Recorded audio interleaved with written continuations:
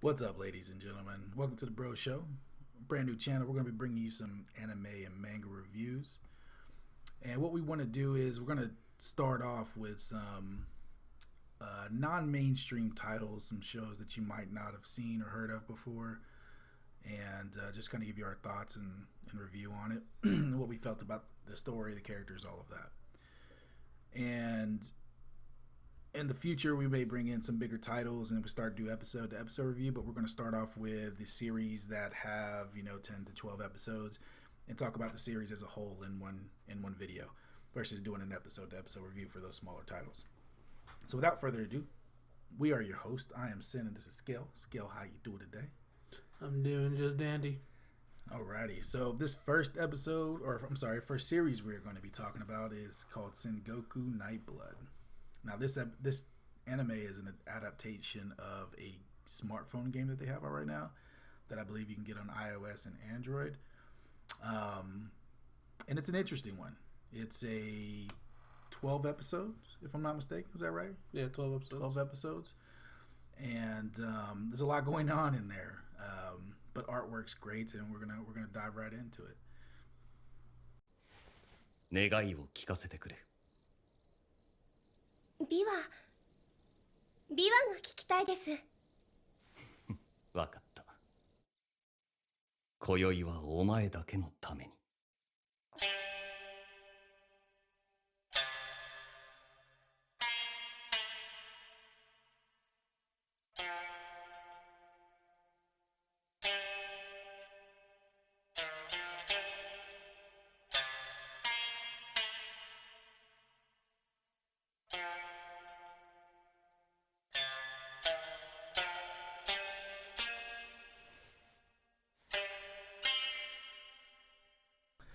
So to start off, SenGoku NightBlood is a Bishonen / reverse harem fantasy show that revolves around a female protagonist. And so we'll just dive into it. So with the intro, at the very beginning of the show, there's the female protagonist. She is in the modern day and she has a smartphone, and it quite simply starts off with a big flash that somehow transports her to a feudal Japan where there are armies fighting, essentially. And that's the start of it. So the story obviously dives into a bunch of other stuff from there, but the first thing we want to talk about is the art. Now, from my perspective, I think the art, character design, great. It's a beautiful looking show. It is a little weird with the coloring, but the designs of everything, I mean, from not only just the characters physically, but the clothing that they wear, the designs on the clothing, like everything is top notch. How'd you feel about the art? I don't like the art. You don't like the art? Why don't you like the art? No, because, yes, obviously it's drawn well, and the colors are bright, but the colors are dull, and they have this awkward glow to them to try to make it even more bright. Yeah, it's a little weird because it's almost like pastel-ish because it is very vibrant. Like the colors are very saturated, but also they are quite dim at the same time. It's hard to describe because there is that glow / dimness to it that just makes it a little bit awkward. And you get that for everything. From it's not just with one character; it's every piece of the art in this show that's like that. So, but overall, I think the art style is phenomenal. I think they put a lot of time into the way each of these characters look. They're all unique. Not one of them looks like the other. So they definitely have that running for them. Now, as far as characters go, I'll tell you, the characters for me, it's too short of a story to have that many characters that feel like they're important characters at one time. I think they were shoved down our throats really initially. Oh, definitely. There was, I think, almost 4 lieutenants per commander? Yeah, there's like 5 different armies, I think? 6. 6, 1, yeah. 1, 2, 3, 4. Looks like 6 different armies. Yeah, 6 different armies. Each commander had 4 lieutenants. So you're trying to keep up with all that within 12 episodes. Yeah, and it's each one of those characters, they felt like they had an important role, but you know, you get no backstory for each of them. You don't know why they're important, why they're in the position that they're in, what their skill level is on top of that. That's the other thing. And why they have so much loyalty to their commanders. Yeah, and that's so. I think just the character development, there's just not enough time for them to have put enough there. Now, this could have been fleshed out. Obviously, if this is a much longer series, if it would had, you know, ongoing episodes or even multiple series down the road, this story could have gone and played out a little bit differently. So I think we agree there. Now, about the story. So for me, this story is actually a little bit, and we talked about this offline, but the story is a little bit like Game of Thrones to me. And I don't want to spoil Game of Thrones for anybody out there, but there are 5 different armies, essentially, 5 different factions, I should say. And each one of them are fighting to unify the land under one banner. And then towards the end of this, they all come together for one common cause. For one common cause, and they have one enemy that they have to fight that's threatening them all. That sounds just like Game of Thrones to me. You have all these different warring factions, but at the end of the day, they still have the North. North. That's going to come and, you know, kill everybody. So, for me, that's what it felt like. Yeah, but the biggest issue I have with the story is that there were too many subplots along with that, because it starts off with all 6 armies trying to fight each other, and then there's a small subplot between the 2 characters, Hideyoshi and what's his name? Nobunaga. You got their small little issues with each other, and then you got another story about the Yakuma, which are the main cause for all of them to come together. But then you also have the main protagonist, Yuzuki, who has her own side story going on too. Amari, the little rabbit, seeks out Yuzuki so that they can find Himemiko. See, this is the problem with this story. Like, there's just so much going on, but not enough development.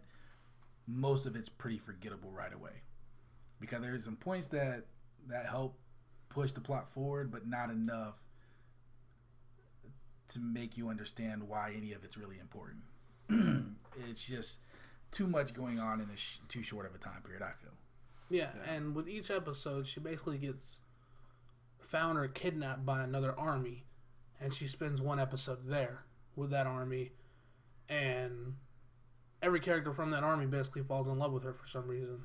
Yeah, hence the reverse harem. It's a bunch of guys, and they literally all fall in love with her, and there wasn't enough time for each of them to really fall in love with her. You're like, yeah, you spent 2 minutes with her, and you're falling in love with her. Like, you get your priorities straight. Yeah, you got a war to fight, not. I mean, these guys act like they never seen a woman before. I mean, they're all vampires and werewolves, and there's this thing about her blood that I guess makes them all more attracted to her, probably. Yeah. Let's talk about that. That's another thing that I don't really. I don't like these vampires and werewolves. My thing is, and this might be a little too traditional when you think about vampires and werewolves, but vampires, for me in particular, are supposed to be stronger, are supposed to be faster. Just these mythical creatures that... And not like the sunlight. Yeah, right, exactly. So these ones, they just seem normal, like normal people. Like, I expect these guys to have maybe some powers, especially the way the artwork looks. You kind of expect that right away, that maybe these guys have some special abilities. And really the only special ability that they have is that when they do happen to get a taste of her blood, they do this, they call it awakening. Yeah. And it's really like a Super Saiyan transformation, in my opinion. Is, yeah, because they get blonde hair. They get blonde hair minus the aura that DBZ or Dragon Ball Super gives you and all that. But they do undergo a transformation, and it's a little weird. And they do end up getting a lot of power then. I expect the vampire to kind of have that right away. And another thing about the story is that when she appears in this world, the first episode really pulls you in with the action, because you're expecting, you get all this action at the very first few minutes of the episode, and you're like, all right, cool, you're going to get this throughout the rest of the series, but then you don't see that kind of fighting again until the last episode, and it leaves you off on that, and you're like, okay, where was that the rest of the show? Yeah, yeah, I agree with that. So it's just for me, the story just feels like it falls a little flat. The the biggest troubling points are too many characters with not enough development and background into each one to make you care enough about them, and that the story is just kind of all over the place, and it is centered around Yuzuki. What's her name? Yuzuki, the main protagonist, but you feel no connection to really any of them. So it doesn't do a good enough job of telling the story, in my opinion. Again, I think they can get there if there are multiple series or seasons, I should say. It just doesn't do a good enough job storytelling right now. So that's really about it. Honestly, I think you'd be better off spending your time maybe watching something else, but it's worth the watch if you got some downtime and you're trying to figure out what to watch. If you need something to watch in between, finding something. Exactly. It's an okay watch. It's not terrible. It's not bad, but it's also not great. It's not good. It's kind of neutral. It's a blah kind of series to me. Yep. Now, we didn't find. I didn't at least find whether there was another series coming along, because they did leave the ending of the story kind of open, yeah.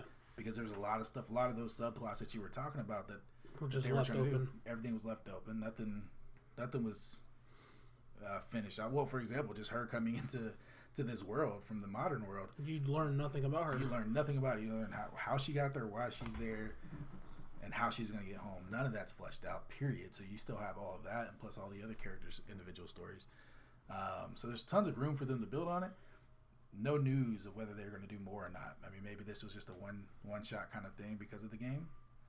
And maybe we should check out the game. I don't know. Maybe. But I would give this series, if we're going to rate it, you think we should do a rating? You like the rating? I like ratings. Like rating? I like rating. What do you think, 1 to 5 or 1 to 10? I say 1 to 10. 1 to 10? Yeah, because you can give the art its own thing, the characters its own story. So, art, for me, I give it an 8 out of 10, and here's why I say that. Art, great when it comes to the individual images. The way everything looks, fantastic. The animation is why I would take 2 points off of it. The animation is okay, but because of how well these characters are drawn and just how defined they are, I wish that the animation was much better. You know, when it came to like the fights and everything, and when there was a bunch of stuff going on, I think they could have done better. But 8 out of 10. I would say 7 out of 10 for the fact. Same thing. Art's awesome. They're really well drawn. The animation, not so much. For me, it's also the coloring that I don't like, because it kind of gives you a headache to watch because they're so dull but bright and glowy at the same time. So you're kind of like, you're put off by it a little bit. Okay.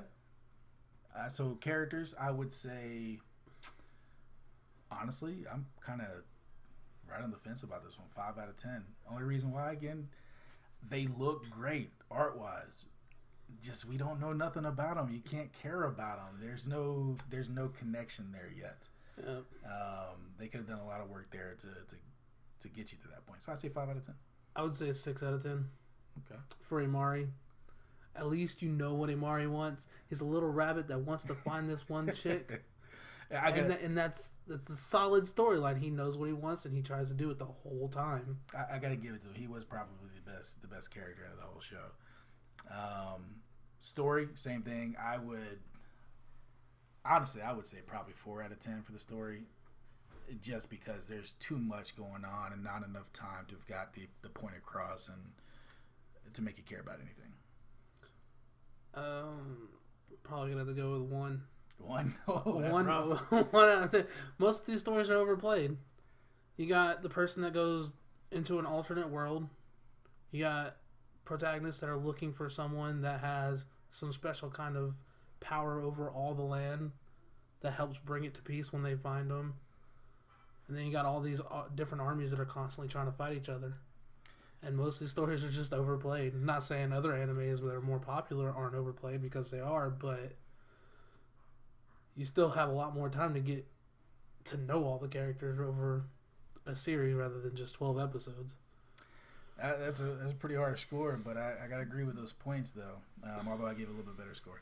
So in closing, I do think it's worth a watch.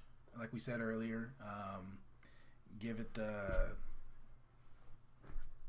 chance. You know, give it a sit down. You don't have to binge watch it. You know, although you could, just like anything. But this is probably one that you're going to want to take in pieces. One episode, maybe every other week or so. Maybe. It's one of those things you just watch when you don't want anything else to watch. Yeah, it's a pretty tough one to stay interested in. So, I do think, however, that Yuzuki is, how do you pronounce her name?